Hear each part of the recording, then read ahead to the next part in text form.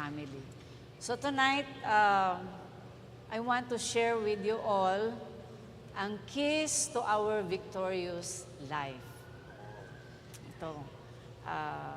Okay? So, our text is found in 1 Corinthians 15:57. But thanks be to God who gives us the victory through our Lord Jesus Christ. Meron pong 3 puntos dito that will give us keys to this victory in our Lord Jesus Christ. Una, we have to learn anumang level ng walk ninyo with the Lord kasi iba-iba tayo ng level eh. Merong nagsisimula pa lang, meron yung matanda na katulad ko in the Lord at sa mga dinatnan ko pa dito sa TFBC. Napakarami na nating youth ngayon. We have multiplied as a church. Umaabot na ba tayo ng 2,000 sa ating membership, pastor, bishop? Napakarami ng women and men. But time and again, the Word teaches strongly on this in order na matumbok natin talaga yung jugular vein. Kumbaga yung taproot ng pananagumpay. So let us look into the scriptures sa Old Testament. Meron pong example dyan ng deception sa Joshua chapter 9.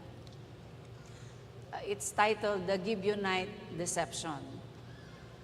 Now, when all the kings west of Jordan heard about these things, the kings in the hill country, in the 7 foothills, and along the entire coast of Mediterranean Sea as far as Lebanon, the kings of Hittites, Amorites, Canaanites, Perizzites, Hivites, and Jebusites, ito po ay nakalipat na ang mga Israelites from the east side of the Jordan River at nandito na sila sa Canaan.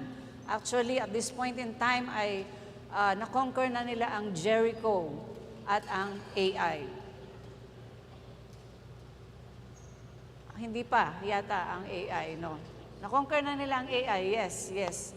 Okay, so when all these kings heard about this conquest, they came together to wage war against Joshua and Israel. However, when the people of Gibeon, actually part sila ng Hivites, no, among those ites na binanggit natin, heard what Joshua had done to Jericho and Ai, they resorted to a ruse, R-U-S-E, or a trick. They went as a delegation whose donkeys were loaded with worn-out sacks and old wineskins, cracked and mended. They put worn and patched sandals on their feet and wore old clothes. All the bread of their food supply was dry and moldy. So that is the ruse. I hope, na nasusundan tayo ng multimedia. Then they went to Joshua in the camp of Gilgal, kasi doon sila nakakamp, and said to him and the Israelites, "We have come from a distant country. Make a treaty with us." So remember, they were in a ruse or trick. 14, the Israelites sampled their provisions but did not inquire of the Lord. Dapat hin-highlight ko po yan. They sampled the provisions na dala-dala nila. Remember, it was a trick na kunwari old supply, but did not inquire of the Lord. Then Joshua made a treaty of peace with them to let them live. Remember, ang command ng Lord sa kanila in conquering Canaan, their promised land, is annihilate all the kingdoms. Walang ititira. But here, they have made a treaty with the Gibeonites because they were deceived. And the leaders of the assembly ratified it by faith. Examples, on the contrary, examples of inquiring from the Lord in the Old Testament. Judges 18, verse 5 to 6. Look at this. They said to him, I inquire of God, please, that we may know whether our way on which we are going will be prosperous. The priest said to them, go in peace. Your way in which you are going has the Lord's approval. Because they inquired. 1 Samuel 23, verse 2, another example. So David inquired of the Lord, saying, shall I go and attack these Philistines?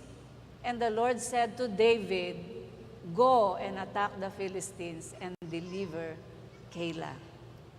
Mayroong instruction si Lord each time na mag-inquire sila.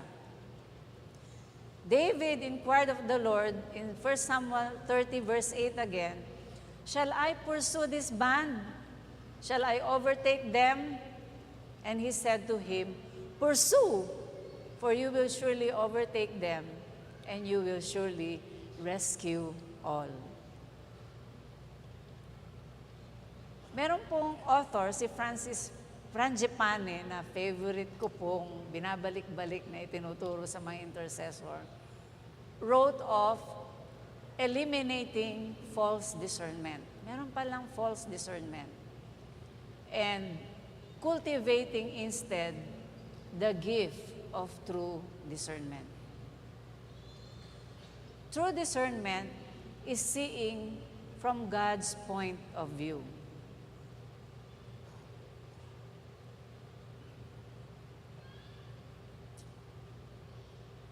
So, deal with deception. Continuing tayo on this topic. The conquest of Jericho was very successful because Joshua was inquiring and listening from the Lord. Actually, ang popular dito sa atin, sa conquest ng Jericho, yung march nila ng 6 days. Okay? And then on the 7th day, 7 beses. Yun ang popular sa atin. Pero there is a little instruction here na minsan di natin napapansin. Ang sabi ni Lord sa kanila, do not give a war cry. Do not raise your voices. Do not say a word. Until the day I tell you to shout, then shout. And when they did that, all together at sinabayan nila yung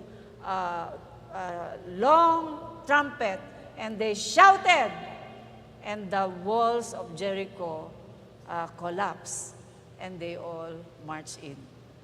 It was a powerful, successful victory. Another is the final defeat of Ai, because Joshua and Israel finally inquired from the Lord. Nung una kasi, naging self-reliant sila eh.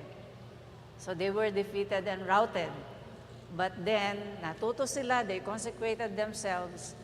And now, the Lord told them, listen carefully. Set an ambush behind the city. Joshua chapter 8, verse 4. And with this battle plan, they were able to all the way defeat and be successful in the battle against Ai.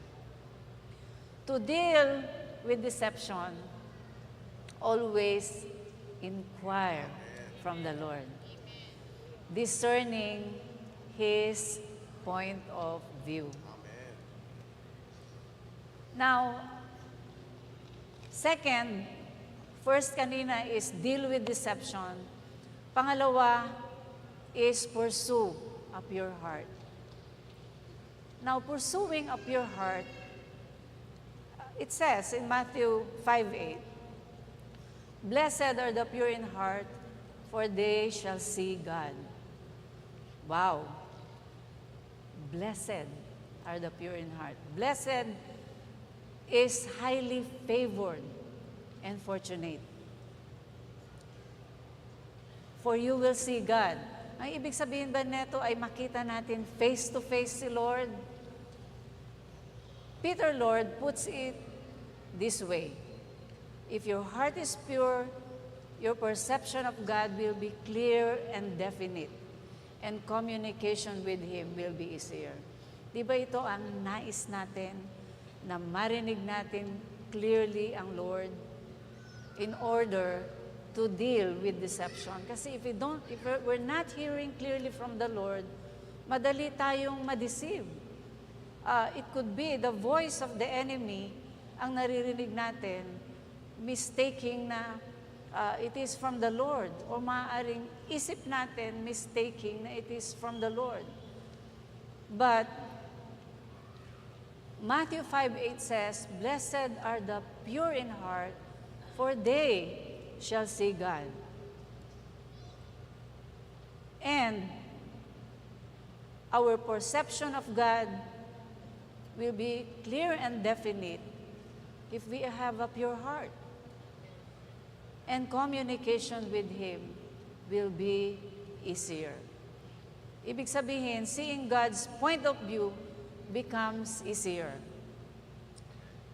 Madaling makaiwas sa deception because now our hearts are pure and it is easier when we inquire from the Lord to receive His voice and see His point of view.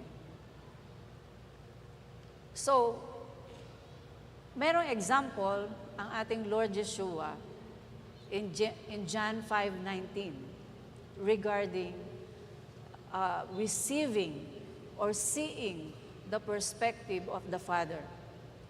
John 5:19, Jesus gave them this answer, "Very truly I tell you, the Son can do nothing by Himself.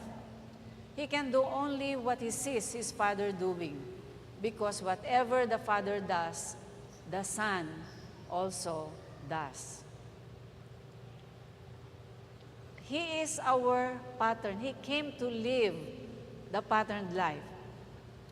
You know, kung hindi po ganito ang union at listening capacity, and kung hindi ganito na ni-live out ng ating Panginoong Jesus ang kanyang life here on earth sa kanyang 3 years ministry, hindi sana naganap ang isa sa pinakamalaking miracle in the New Testament, and that is the raising of Lazarus.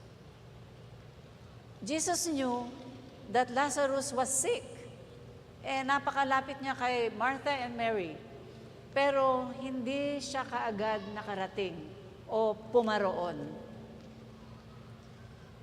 He had a time of wait. Noong pumaroon na siya, because he doesn't do anything by himself. He waits on the Father's timing and perspective. He gets God's point of view or the Father's point of view. Noong makarating na siya, ang sabi ng isa sa magkapatid, na Martha and Mary, "Lord, if you have been here, our brother wouldn't have died." But the Lord Jesus said, "Truly I say unto you, I am the resurrection and the life." And He said, "Lazarus, come forth," and Lazarus came back to life. Yun po ang bunga ng waiting on the Lord, listening from the Father for His timing, for His perspective, His point of view. Itong pursuing a pure heart ay meron po tayong maire-recommend na proseso. Kasi kung minsan parang, paano ba, question natin lahat yan paano ba talaga magkaroon ng pure heart? Parang hirap naman yatang i-achieve ang pagkakaroon ng pure heart. Okay? We need to have a hearing ear. And yung hearing ear na yan, to be able to hear from the Father, is given at the new birth.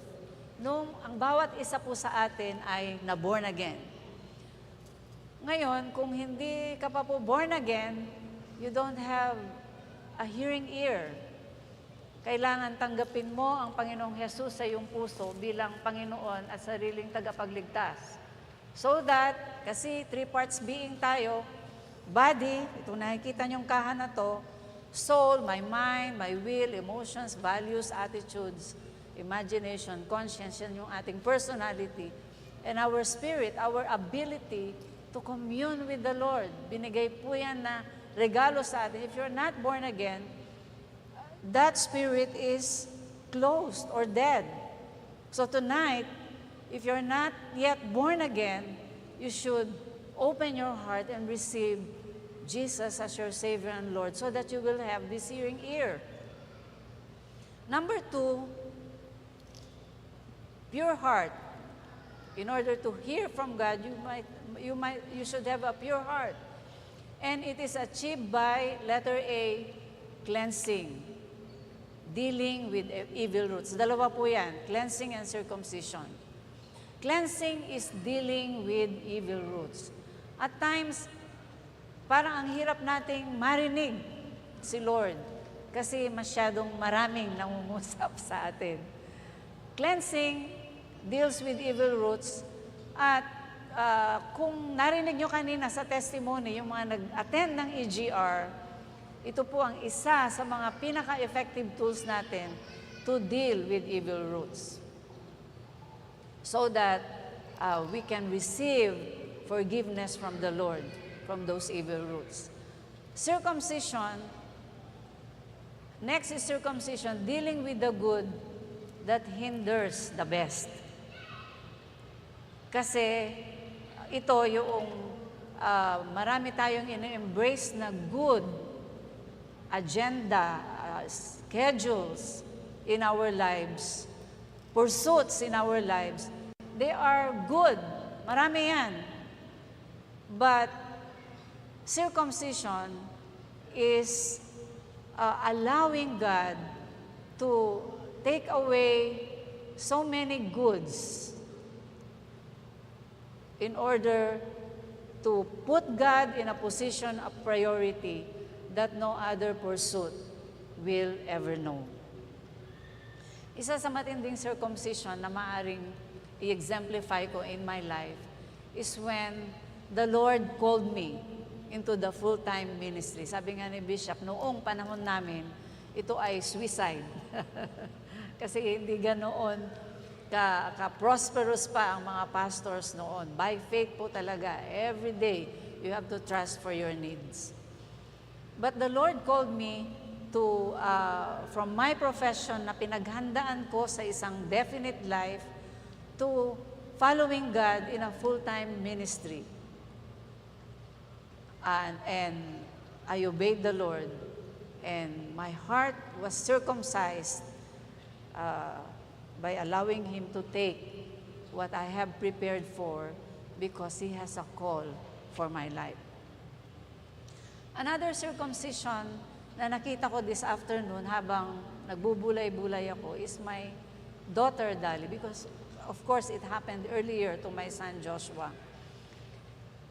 Siya po ay may magagandang prospects doon po sa Las Piñas, Alabang for her medical practice.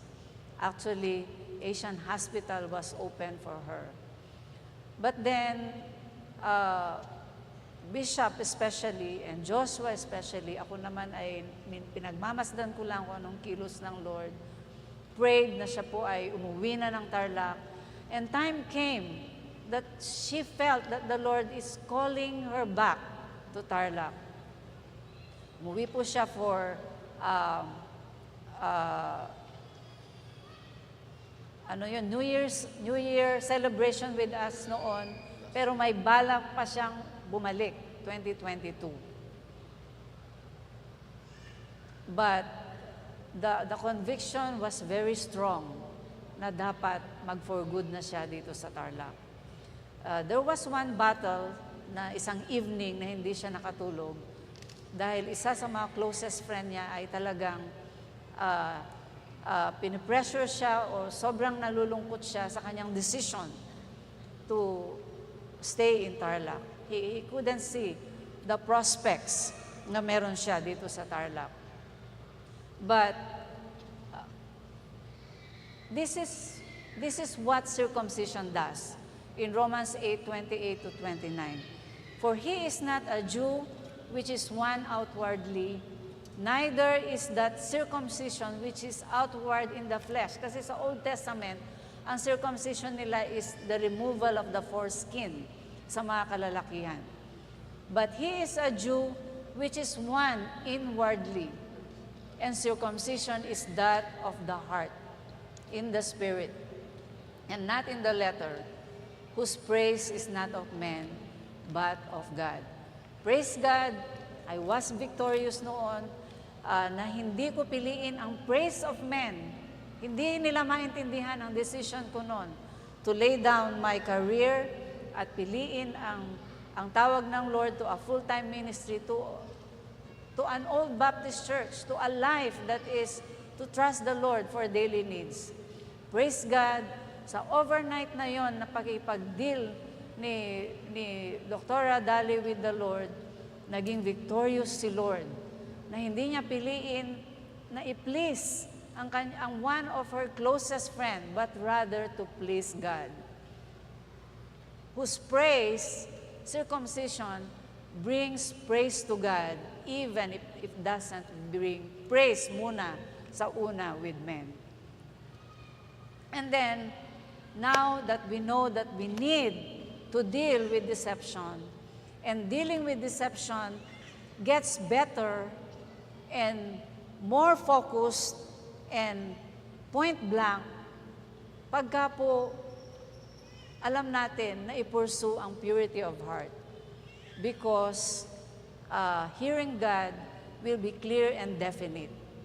And we will see clearly God's point of view. After that, ready na tayo to get engaged. Where getting engaged is asking, where could the Father be at work today? Ano ba ang naisin ng Lord na isabuhay ko today? Another is this season. Kasi meron po tayong season as humanity at present. So today, get engaged today. Sa John 5:30, again, the example of our Lord, I can do nothing on my own. As I hear, I judge, and my judgment is just because I seek not my own will, but the will of Him who sent me. So on a daily basis, because now we have learned to inquire from the Lord, our hearts ay pwede na nating i-diagnose kung ito ba ay nakaset to purity, kung sa physical life, ang mga doctors, meron silang kapamaraanan ng diagnosis. Tayo pala pwede nating i-diagnose ang ating hearts if it is attending to purity. Number one, is it cleansed? Am I having a cleansed heart, Lord? Do I have a cleansed heart today? Have I allowed you to take out any form of evil root in my heart? Ano ba yung mga evil roots? Maaring unforgiveness, maaring bitterness, maaring covetousness. Lord, diagnosis, do I have a cleansed heart today? Purity check. And next, is my heart circumcised? Have I allowed you to take away kung ano yung hinihigpit-higpitan kong hawakan, pero sabi mo, bitawan mo na because I am going to put in place the best for you. Nagbitaw si Dr. Dali sa loob ng isang taon. The Lord gave her a disciple, a beautiful family. Aming mga biyanan, Balay, nandito, no? They're beautiful family. And as I behold Jello every day, my heart praises the Lord yung attention niya kay Dali, yung attention niya sa aming apo, yung attention niya sa amin. So circumcision is bitaw. Doon sa akala natin ay okay na sa atin, pero good pa lang yon. Bitaw. Allow God to circumcise your heart so that He can put in the best. Amen. So now, we can get engaged to clearly on our daily basis inquiring of the Lord, Lord, today, how can I strengthen? How do you want me to live my personal life? Ako po, there have been a lot of demand on my time. And I struggled for some time to fight for my mountain because my mountain is a long time of inquiring from the Lord. But I fought for it, finding time between the timelines until the Lord gave it back. Family life. Marami na tayong messages sa family life. Lord, what area in my family life ang kailangan i-strengthen? Recently, kasi Bishop and I are so generous sa aming time.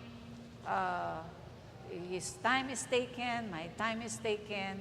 Ako na po ang nag-take ng initiative. You should have a date with me once a week. So we're trying to institute that. Work life, are we good stewards? Ministry life, mamaya makikita natin, church life. Yan po ang ating today. Now, get engaged because as humanity in general, we are in a season. Ito po more serious ito, but I'd like to put it across sa inyo. Not to create fear, but rather preparedness for each and every one of us. We are in a season as humanity at present. Sa Matthew 24:32, it says there, now learn this lesson from the fig tree. As soon as its twigs get tender and its leaves came out, you know that summer is near. So, matuto daw tayo sa Tagalog na basahin ang season ng igus. Pagka malambot na yung kanyang talbos, malapit na ang summer. Actually, may kasunod dyan sa verse 33. When you see, likewise, when you see all these things, you know that it is near. Yun yung kasunod dyan sa verse 33. Our apostles, prophets, and pastors have been saying that we are in the last days. Naririnig din natin kay Bishop yan. Now, do not go ahead with presumptions and fear because this is going to turn out very good. Sa biblical timeline, meron tayong 7 millenniums. We are in the 6th millennium by biblical timeline. Pero dito sa 6th millennium, we are seeing the signs in Matthew 24. Mahaba po yan, di natin babasahin ngayon. Ito po yung napansin ko lang obvious na sa panahon natin from Matthew 24. We just got over the pandemic, wars, Russia-Ukraine, Middle East ngayon with Israel. People's minds becoming more and more reprobate. Parang ang hirap ituro sa mundo ngayon kung ano yung good and evil. Ano yung righteousness, not discerning good and evil. Kung nagbabasa po kayo, lalo na sa mga updates ni Amir Charfati or just going to social media. Currently, Israel, our sure sign, our time clock is at war. Sabi nga ng mga Bible teachers natin, kung gusto nyo na accurately mabasa ang panahon, kailangan pinagmamasdan ninyo kung ano ang nagaganap sa Israel. Ito ang timeline natin. Kudos to Dr. Mon. Siya po yung kinuhanan ko noong graph na yan. Nagturo siya minsan sa Global Revival Prayer Watch. So, timeline of the end times para makita lang po natin. So, we are in the 6th millennium. Yan yung present church age hanggang sa yung line na the return of Christ, label sa ibaba. Okay. Sa present church age, papalapit po tayo sa rapture of the church. Ang hope natin, basahin nyo na lang po ang Matthew 24, ay ma-rapture tayo before the years of the tribulation. Yung nasa baba, tingnan nyo. 7 years tribulation yan. Merong the beginning of sorrows, and then the great tribulation, and the middle, yung desecration ng temple sa Israel. Kaya nga, sure sign siya, no? Meron pong mga different views dyan, hindi ko alam i-discuss yan, no? Si Pastor Paul, marunong po dyan. Pero banggitin ko lang, merong rapture na pwedeng mangyari pre-tribulation. Ayan, bago maganap itong mahigpitang challenges ng humanity. Meron namang mid-trib o sa middle ng tribulation, doon tayo mara-rapture. Meron namang post-trib pagkatapos ng 7 years tribulation, ang rapture. Pero kami ni Bishop, pre-tribulation kami. So dito po natin ilalagay ngayon yung scope natin ng the rest of our study. Na rapture of the church is imminent because nandito nga po tayo sa season na to ng humanity na dapat, sabi ni Lord, sa binasa natin, ay alam ninyong basahin. Yung pong last na parte ng ating graph, yan yung the millennial reign of Christ. Iba po kasi ang rapture when the Lord ililigtas niya tayo sa mga mahigpitang kaguluhan dito sa mundo and meet us up in the air. Behold, sabi ng Matthew 24, 2 men are in the field, one is taken, the other left. 2 women are grinding with a handmill, the one is taken, the other left. Yan ang rapture of the church. Ang second coming ay bababa siya for 1,000 years reign. Yung po yung 7th millennium. Now, eto na po. Malapit na rin ako matapos. We are in the window of time. Matthew 24:42. Therefore, keep watch because you do not know on what day your Lord will come. Di natin alam. Pero, sabi sa verse 36, if you will read backwards, not even the angels, not even the Son, only the Father knows the hour and the day. Ito po ang timeline, pero walang definite na time. I want you to see, ito yung gusto kong i-put across na revelation sa inyo, that God, time is in His hands. Psalms 90 verse 4 kasi, ang sabi niya, 1,000 years in your sight are like a day that has just gone by. Ang 1,000 years ay para lang isang araw kay Lord, or like a watch in the night. So, as I said earlier, it is God who is giving us the window of time. Kaya dapat tayo, marunong tayong lumakad in this window of time. Look at this, no? Psalm 90 verse 12. So Lord, okay, nag-pandemic po and then ang buong church, the body of Christ prayed for healing and God created healing. Bukas uli ang mga borders, nakapunta tayo sa iba't ibang bansa, that's a window of time. So ngayon, because no one knows and God holds the time, ito dapat ang dalangin natin at dito tayo mag-work. Dito natin trabahuin ito. Teach us to number our days that we may gain a heart of wisdom. Sa window of time na binibigay ng Lord kahit na nasa season ng humanity because He is the one who gives window of time, dapat ito ang dalangin natin. Teach me, Lord. Circumcise my heart so that I could prioritize the use of my time sa nararapat na nais mo. Ephesians 5, parallel 15 to 17, see then in this season that you walk circumspectly. Paano yon? Hindi ka deceived. Alam mong i-purify ang heart mo so that you can inquire from the Lord, you can listen from the Lord. Not as fools, but as wise. so that you can redeem the time, because the days are evil. Wherefore, verse 17, be not unwise, but understanding what the will of the Lord is in this window of time. Position ourselves like the 5 wise virgins. Ito ang payo ni Lord. Get on with your lives. Hallelujah. Ano man ang pinagkatiwala ni Lord na pinapa-achieve niya sa inyo. Hallelujah. Hallelujah. Get on with our lives, with our dreams.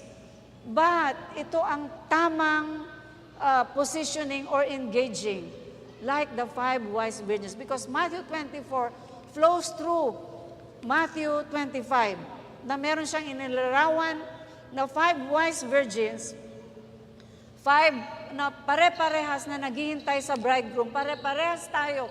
We are awaiting His return. How much better pagdating po ng panahong yon. Ang buhay na to na meron tayo ngayon, ang ministry natin, ang church natin, these are all gifts from the Lord na may enjoy natin to this window of time na binibigay ng Lord sa atin. But, how much better when the time comes na i-rapture niya tayo, at how much better pagdating ng time ng second coming, because those are eternal. Ang eternity po ay parang isang mahabang line. Yung pong 70 years, nanay ko is 85 years, is like a dot, a spark in eternity. But having the right concept, ito po ay regalo sa atin. He created us to rule and reign, to enjoy His creation, to live our lives here on earth.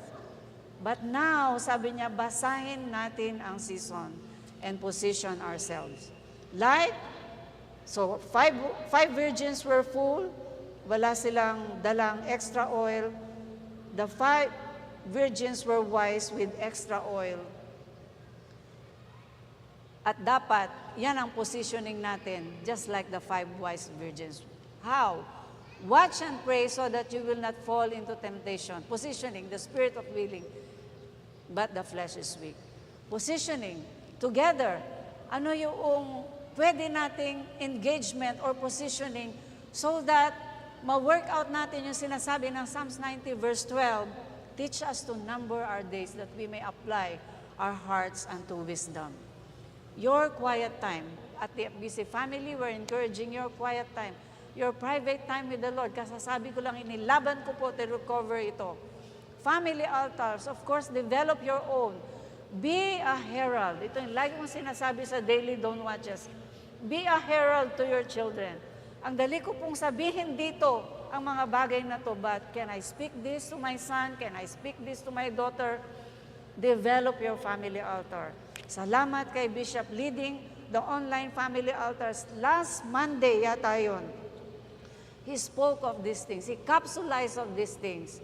And my daughter was there. My son-in-law was there listening. And around 60 screens or families were listening.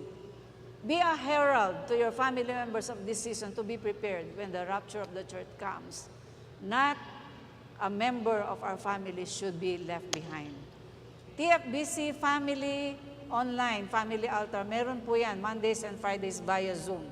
Makipag-alam po kayo to find the links.